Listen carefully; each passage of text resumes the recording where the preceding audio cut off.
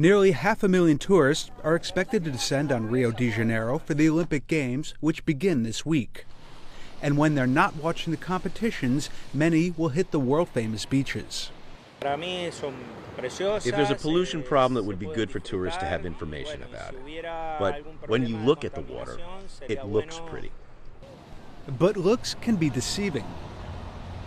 The latest findings in a 16-month investigation by the Associated Press show that Ipanema and Copacabana are heavily polluted with viruses from human sewage. We would never see anything close to this level of viruses in Florida. Valerie Harwood from the University of Southern Florida reviewed the AP's findings.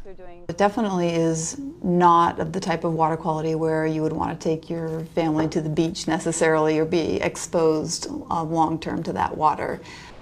The beaches even violate Rio's own standards, which consider water to be polluted if it contains more than 2,500 fecal coliforms in 100 milliliters of water, which is about half a cup. Andre Correa, Rio's environmental secretary, says he's swum in the waters and he says they're fine.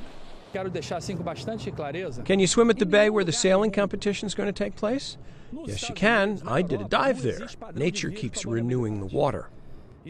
But water quality experts say locals, like Correa, have developed immunities to the viruses.